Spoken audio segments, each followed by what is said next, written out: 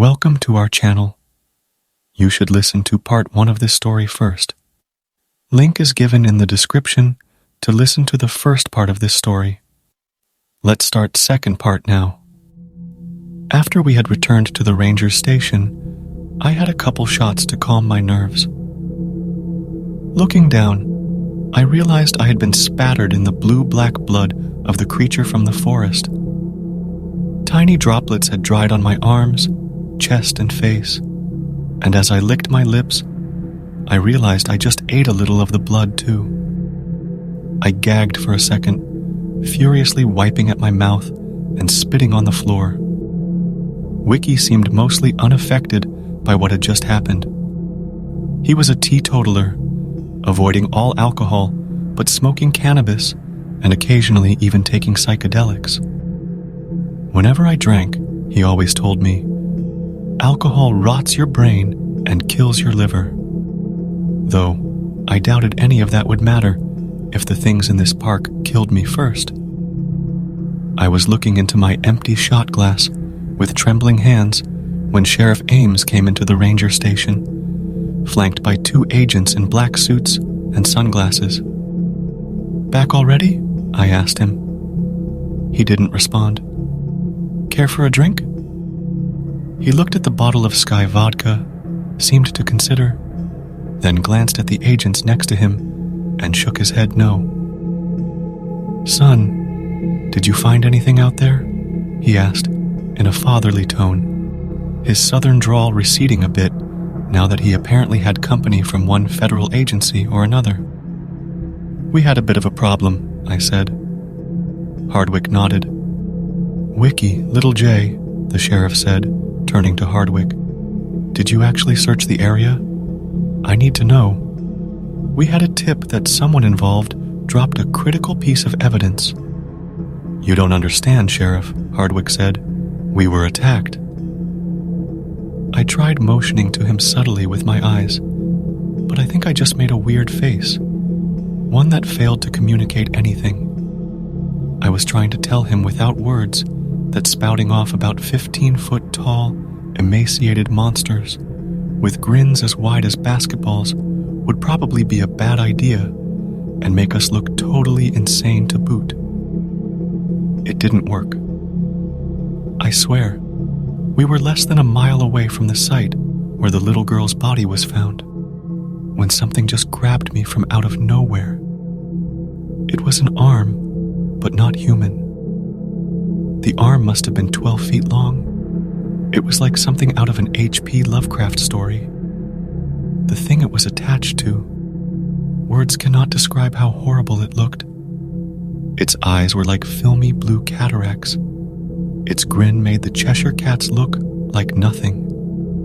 Its fingers were bony claws and blood dribbled down its mouth constantly, as if it was chewing on its own tongue.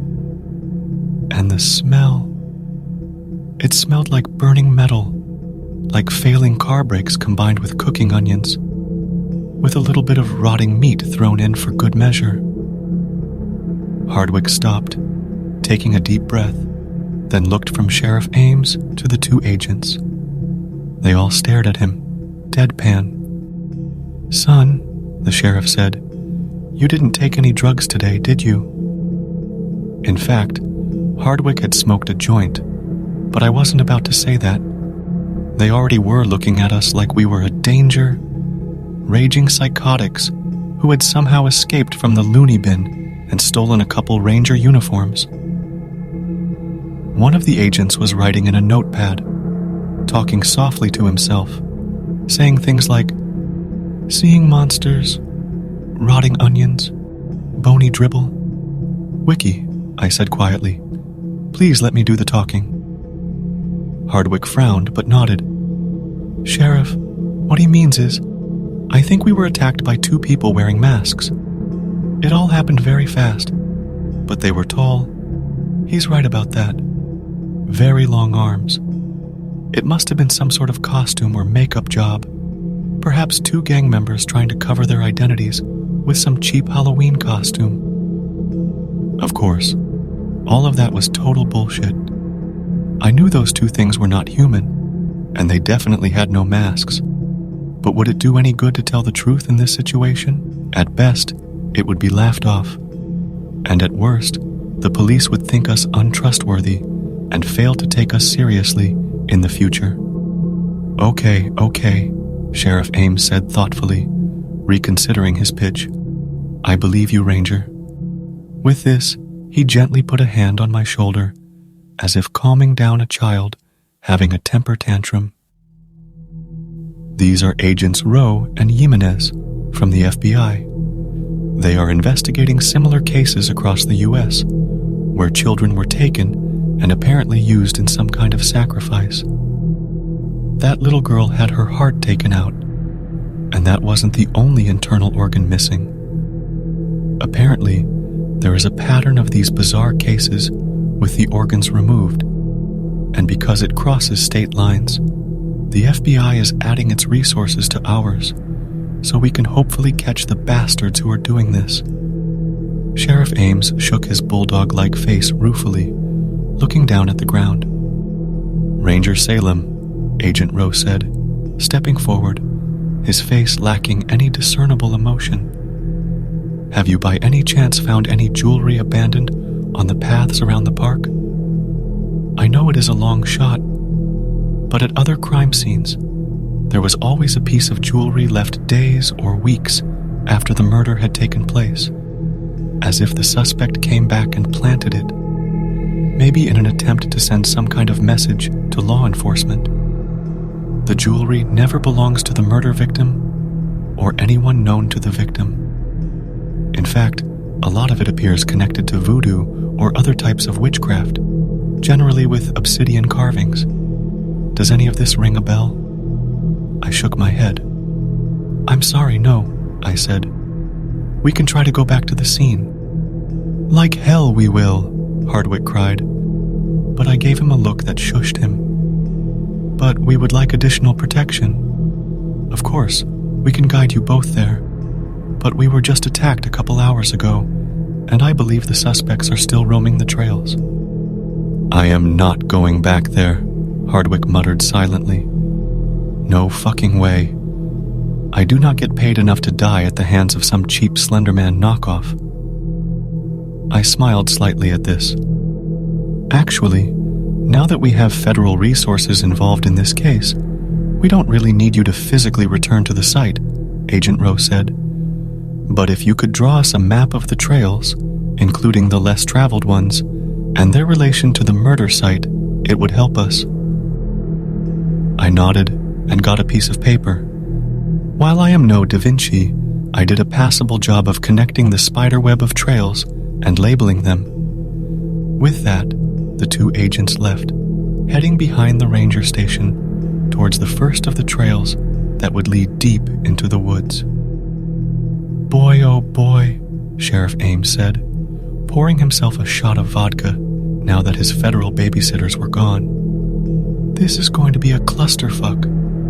Anytime the feds step in, they make things so much worse. In my experience, anyway. He took the shot back like a pro, not even grimacing as the burning liquid went down. Without hesitation, he poured himself another one and knocked that back as well. Well, I'm off to the station. Your job is to help those agents in any way they see fit. If they tell you to jump, ask how high. The quicker we get this mess sorted out, the quicker they can leave. With that word of advice, he tipped his hat to me and headed back to his car. As I heard him take off, his muffler sounding as if it was about to fall off as he peeled away, an old, broken, rust bucket of a truck pulled in. It was a local that I knew well, a rancher named Bud Beacon, with more kids than teeth and a sickly yellow cast to his skin. He had a Budweiser hat on and a grease-stained plaid shirt with multiple missing buttons on it. He stumbled in, and he did not look healthy. He had never looked healthy, but now he really didn't look healthy. Due to budget cuts, the ranger station also doubled as a small convenience store to try to bring extra income into the park. We sold odds and ends, like umbrellas, trail maps, hats, hiking shoes, and some food and drink. Because there were no other stores around for miles, the locals often came here, despite our high markup and suspiciously missing expiration date labels on many of the items. Bud Beacon was one of our most regular customers. "Good afternoon, Bud," I said, nodding my head at him. He acted disoriented, as if he didn't even know where he was, and kept stumbling into the racks and walls, knocking some sunglasses to the ground before kicking over an umbrella stand. He said, a slight puddle of drool coming out of his mouth. "Do you sell, He pantomimed unbuckling a bra and sucking an imaginary nipple. I had no idea what he was talking about. "I think we may be out of that right now, but maybe check Walmart or Costco," I said, convivially, giving him a reassuring smile. His eyes rolled back and forth, never focusing on me for a second. "Bud, are you feeling okay? You look a little under the weather."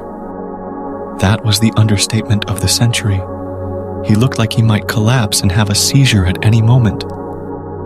"They took my kid," he said, and with horror, I realized that he had a massive slice on the back of his skull. It looked as if someone had sent a throwing knife into the back of his head. I hadn't seen it before since he was facing me, but he put his head down, and I saw the back of his shirt was totally covered in blood. "Wiki," I said, "I think we have a problem." Hardwick looked up from his phone, his mouth opening in astonishment as he saw all the blood on Bud's back and head. He approached him cautiously and began speaking like someone talking to a rabid dog whose testicles were caught on a piece of razor wire, very softly and slowly. "Oh, hey, buddy," he said, putting his hands out, palms up. "What happened to you? Do you need us to call someone?" "Of course he needs us to call someone," I shouted at Hardwick. "His freaking skull is split open." But Bud grabbed my hand in a vice-like grip and brought it to his lips, then began whispering. "No, don't worry. About me. My boy is in the woods, still alive, kidnapped," he said, his words becoming increasingly disjointed and drawn out before he lost consciousness, toppling backwards onto the well-worn hardwood floor. A small puddle of blood began to pool around his head as his glassy eyes stared up at the ceiling, his face taking on an animalistic and terrified cast as he swam between consciousness and unconsciousness. "Wiki, call the police," I said, breathing hard and looking around quickly. I saw nothing out of any of the windows to alert me to imminent danger, but I had a feeling of being watched. "The state police," I amended, thinking of Sheriff Ames's alcoholic bulldog eyes. The town cops had never been of much use around here, except at covering up crimes and displaying a level of incompetence I could only characterize as admirable. I mean, I thought I did the least amount of effort required in my job, but locals like Sheriff Ames really put me to shame on so many levels. Hardwick was already one step ahead of him, and I heard him murmuring to the dispatcher behind me. I stopped and wondered, how had Bud driven here with such extensive head trauma? I hope you're enjoying this story. Please click the subscribe button and join our channel. Turn on bell icon and never miss any updates. He was barely aware and conscious enough to formulate a sentence, less likely to drive a car through the poorly maintained and pothole-ridden roads of our dilapidated southern town. I walked around the desk and peered out the front door. I saw he had totally demolished the ranger station mailbox a couple 100 feet away, where the dirt road met pavement, and that his truck had 4 flat tires. Some of the tires were so badly worn away that he had apparently driven on the broken, rusty rims for the last part of his journey. The rotors and rims were all shot to shit, and the car would definitely need to be towed out of here. Taking a deep breath, I walked out the door and decided to have a look around. Maybe his son was out here, somewhere. I began to circle the log cabin facade of the station, going behind the dumpsters, when I saw a familiar face, or rather, two familiar faces. It was the two-headed bear who had saved my and Hardwick's lives earlier in the day. He stared at me with a calm, impassive intelligence that I had never seen on any animal's face before, then started speaking, except his mouth wasn't moving. It was like he was speaking directly into my head, bypassing the auditory facilities entirely.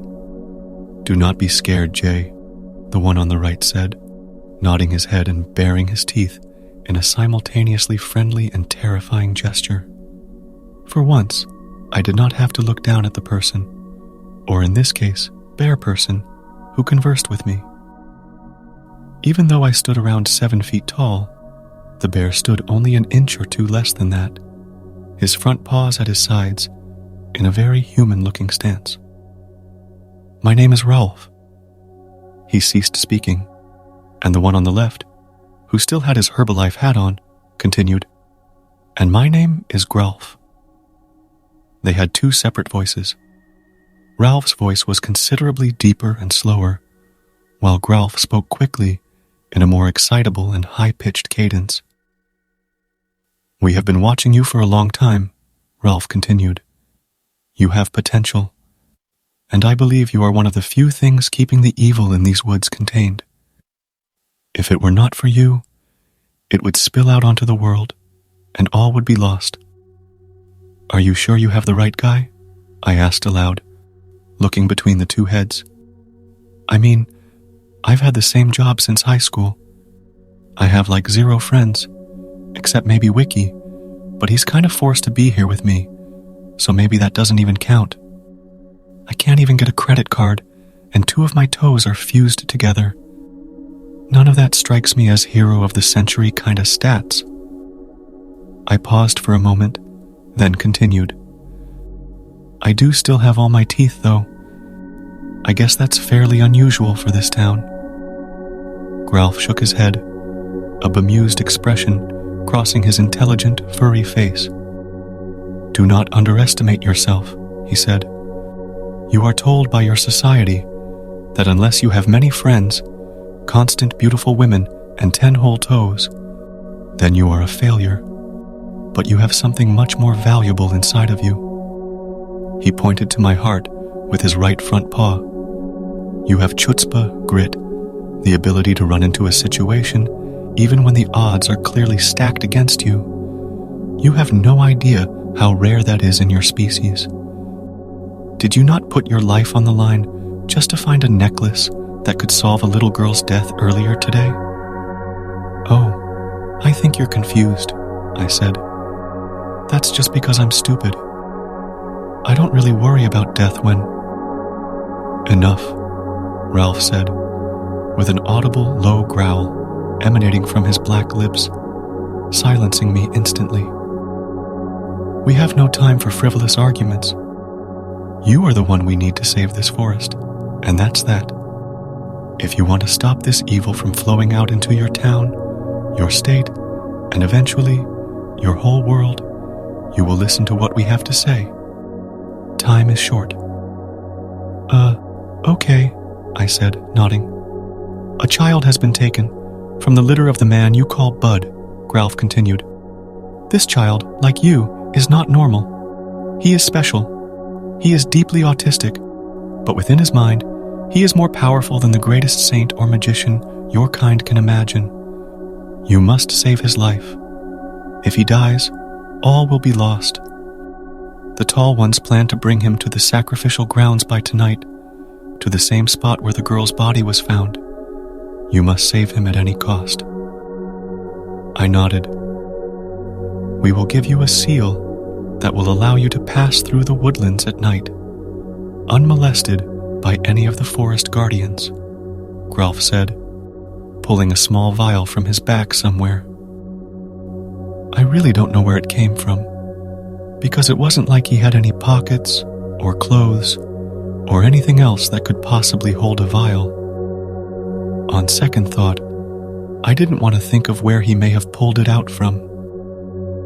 The two-headed bear began to do a slow, rhythmic dance, moving one foot, then the other, then raising his paws to the sky and looking up with his two heads. He opened the elixir with his teeth and poured it out onto his hand. He then began to shake his furry butt as he moved forward in a kind of dance-like motion before wiping it on my forehead. The elixir, not his butt. The elixir was cold and smelt like licorice, but it dried quickly, leaving no trace on my skin. Now I must go, but I will see you again. Take care and try not to die. Okay, I said. I'll do my best, as always, not to die. No promises, though. I went back into the ranger station, and Bud Beacon was gone. Wiki was sitting behind the counter, smoking a cigarette and looking at his hands. Wiki, I yelled. What happened? Where's Bud? He looked up suddenly, a confused frown creasing his face. Then he looked down on the floor where Bud was lying, then back up at me, then around the entire ranger station. Then he shrugged. Are you serious right now? I asked. How did you lose track of an unconscious man who was just bludgeoned in the head and was bleeding all over the place? Well, in my defense, he said calmly, I wasn't actually paying attention. I rolled my eyes at this. Just then, one of the agents came running into the ranger station, his suit torn, a nasty gash across his forehead, dripping blood into his eyes. It was Agent Rowe. There was no sign of Agent Jimenez, which I took as an extremely bad sign. Agent Rowe had his pistol out and was breathing at an alarming fast rate. His pupils were dilated, his eyes wide and roving around, and he looked like he was overall not having a good day. Lock the doors, he screamed. Do you have any more weapons in here? Move, God damn it! I calmly walked behind him and engaged the deadbolt on the front door. Wiki took another drag of his cigarette, calmly looking the agent up and down. So, Wiki asked, how did it go? How'd it go? How'd it go? He screamed back at him. My partner is dead, and I barely got away. They ripped his goddamned arms off his torso and flung them at me like some kind of arm-shaped boomerang. His metaphor game was not up to par, but I wasn't going to criticize, as I felt he was in a very trigger-happy mood. Okay, I said comfortingly. We will go check it out. Wiki looked at me like I was insane. No, we most certainly will not check it out, he said to me. Well, we have to at least find Bud, I said. You're the one who let him get away, after all. All you had to do was watch over a bloody, unconscious man, and you failed at that. I know I talk about setting the bar low, but... I shook my head in disappointment. That blows even me out of the water. After a minute of discussion, the FBI agent gave us one of his guns. He apparently had an ankle holster with a judge attached as a last resort, not the kind of judge that sentences you to 30 days for urinating in the local fountain downtown, but rather a squat kind of pistol that shoots shotgun slugs. It felt heavy in my hand and looked totally badass. The FBI agent had another pistol, a .45, but he wasn't going to part ways with it under any circumstances. Wiki agreed to come with me for a little while at least. We moved the barricade out in front of the door, and, after heaving a deep sigh, I stepped outside. Wiki stayed behind me, his little .22 held out in his hand, now reloaded with spare bullets from the ranger station. I had a lot more faith in the stopping power of the judge than some little .22, however. As I stepped away from the building, I realized something was monumentally wrong. The entire forest sounded as silent as the grave. Somehow it also looked darker, and there was a smell in the air like rotting meat mixed with burning plastic. The smell was so pervasive that it felt thick, like it had its own weight. I felt it on my tongue, my nose, and most of all, my eyes, which immediately began to water. "Oh my God!" Wiki yelled loudly. "What is that smell?" I turned around to shush him, but as I did, I saw what the origin of the smell was, and immediately froze. The first thing I saw was Bud Beacon floating in the air in front of me. His eyes rolled back in his head. Dried blood caked around his hair and face and staining his shirt. Behind him, I saw a vision out of a nightmare. The man, if it was a man, was hunched over. It looked like he had been stitched together out of dozens of bodies. The skull was half eaten away by writhing maggots, showing the grinning teeth and jawbone underneath. Some tendrils of black flesh and liquefying goo still holding on against all odds. It looked like someone had stitched 4 arms to a gigantic torso, which now clenched and unclenched their blackened fingers in unison. The blue cyanotic hues of oxygen deprivation trailing streaks all the way up to his shoulders. He had 2 immensely long legs, twice the height of a normal human leg, which made him stand taller than me, at least 8 feet tall, and towering over the floating form of Bud Beacon in front of him. In the center of his decaying face stood a single massive eye, bloody teardrops running out of it as it constantly looked right, left, up, down, and in all directions. He opened his mouth to speak, and as the words came out, so did a fresh wave of the nauseating smell. "A favor for a favor, a life for a life," he said, in a voice that sounded like thousands of voices, all mixed together, rising and falling in tone randomly as he spoke. "You give up and go home, and I will let you and your friend live. This man and his offspring are all mine. He gave them to me." The creature sent out a long, forked tongue and licked the maggots off its decomposing lips. I raised the judge, pointing it at his center mass, but I couldn't get a good shot with Bud floating in between us. "How about you leave right now?" I asked in return, my voice trembling, "and I might let you live." His grin widened. From the forest to the right of us, I heard the sound of loud rustling.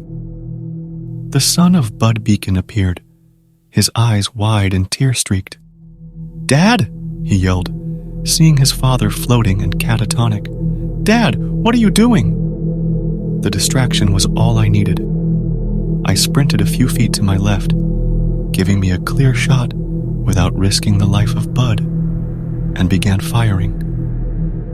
The shotgun shells opened up large exit wounds all over the creature's torso, sending out sprays of maggots and rotting meat. But just as soon as they opened, a writhing mass of maggots would begin to stitch the flesh back together. In all the excitement of the gunshots, I didn't realize Bud Beacon had fallen to the ground until I saw him sprawled out there, his eyes closed now, looking as if he were asleep.